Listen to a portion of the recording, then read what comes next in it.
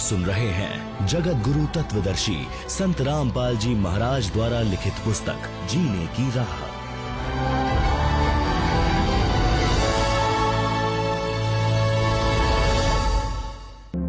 भक्ति न करने से बहुत दुख होगा, यह संसार समझदा नाही।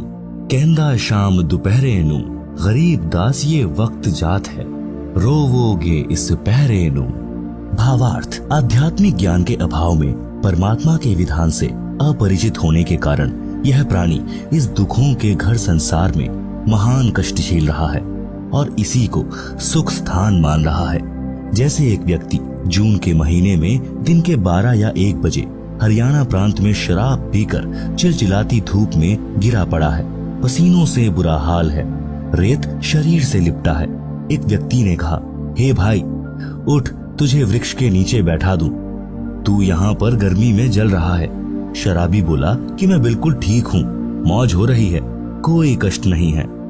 एक व्यक्ति किसी कारण कोर्ट में गया, वहां उसका रिश्तेदार मिला, एक दूसरे से कुशल मंगल पूछी। दोनों ने कहा सब ठीक है, मौज है।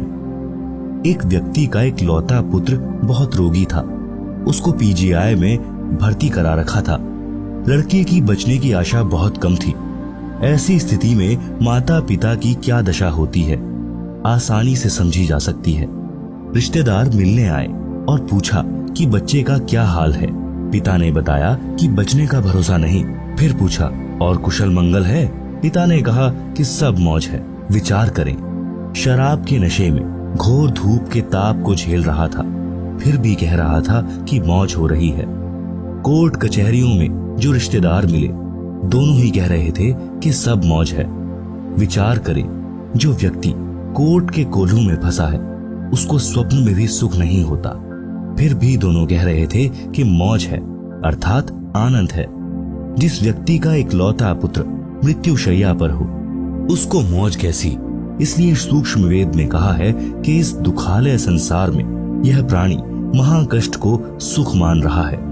यह संसार समझदा नाही, कहंदा शाम दोपहरे नू, गरीब दास ये वक्त जात है, रोवोगे इस पहरे नू।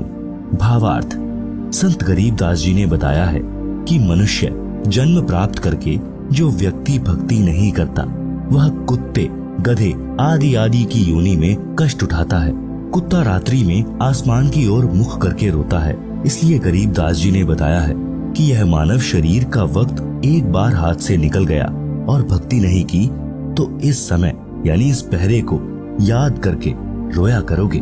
भक्ति मार्ग पर यात्रा। जब तक आध्यात्मिक ज्ञान नहीं, तब तक तो जीव माया के नशे में अपना उद्देश्य भूल चुका था। और जैसा ऊपर बताया है कि शराबी नशे में ज्येष्ठ महीने की गर्मी में दिन के दोपहर के समय धूप में पड़ा पड़ा पसीने व रेत में सना भी कह रहा होता है कि मौज हो रही है, परंतु नशा उतरने के पश्चात उसे पता चलता है कि तू तो जंगल में पड़ा है, घर तो अभी दूर है। कबीर जी ने कहा है कि यह माया अटपटी, सब घट आन अड़ी, किस किस को समझाऊं या कुएं भांग पड़ी। भावार्थ, अध्यात्म ज्ञान रूपी औषधि सेवन करने से जीव का नशा उतर जाता है, फिर वह भक्ति के सफर पर चलता है, क्योंकि उसे परमात्मा के पास पहुंचना है, जो उसका अपना पिता है तथा वह सतलोक जीव का अपना घर है।